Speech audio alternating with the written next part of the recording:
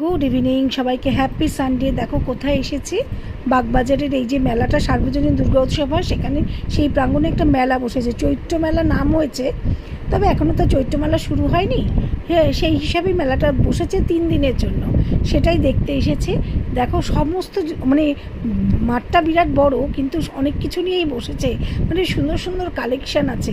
তবে আজকেই লাস্ট দিন, মাত্র 3 দিনের জন্য মেলাটা বসেছিল, তাই তোমাদের আর বলতে পারছি না যে তোমরা গিয়ে দেখে এসো।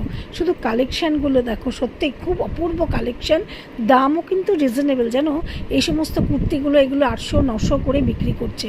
দেখো পুরো চিকনের কাজের উপর কুর্তিগুলো, বিভিন্ন সাইজেরও আছে। হ্যাঁ, মানে কী 46 পর্যন্ত আছে আর কি সাইজ আর কি। সমস্ত কুর্তিগুলোর দাম 600, 700, 500, 800, 900, মানে মানে মোটামুটি আমি দেখলাম ওই 1200-1400 পর্যন্তই আছে এই সমস্ত চিকনকারি কুর্তি থেকে আরম্ভ করে। দেখো ফ্রিজ ম্যাগনেট, আমি একটা ফ্রিজ ম্যাগনেট কিনবো ভেবেছিলাম, ভুলেই গেছি। কথায় কথায় গল্প করতে করতে না, কি সুন্দর সুন্দর ফ্রিজ ম্যাগনেটগুলো দেখো। এখানে এই সমস্ত পাঞ্জাবি দাদারা কত সুন্দর সুন্দর কাজ নিয়ে বসেছে।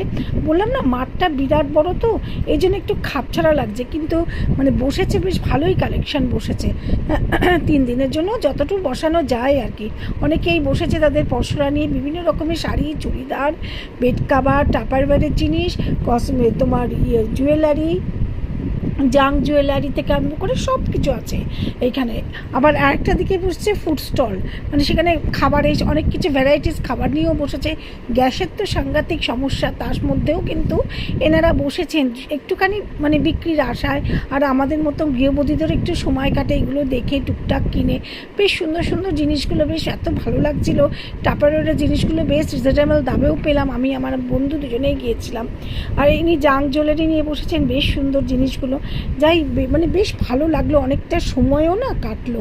আর সত্যি কথা কালেকশানগুলো না ভীষণ ভালো, আর দামও রিজনেবল, মানে কি বলবো, মানে যেটা আমি দেখলাম আর কি। তবু সেরকম তো আমরা কিনতে যাইনি, সে মতন আমি মেলাটা কাভার করতে গেছিলাম টুকটাক একটু। আজকে রবিবার দিনটা একটু দুজনে গল্প করবো। বাচ্চাদের জন্য দেখো অনেক রকমের গেমসের আইটেম নিয়েও বসেছে এখানে।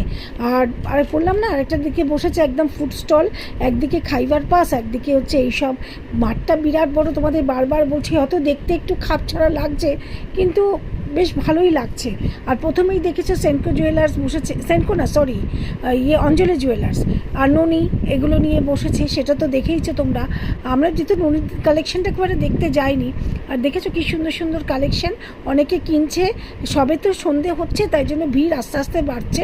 আমরা বিকেলের দিকে গেছিলাম বলে তখন ভিড়টা একটু কম ছিল, আস্তে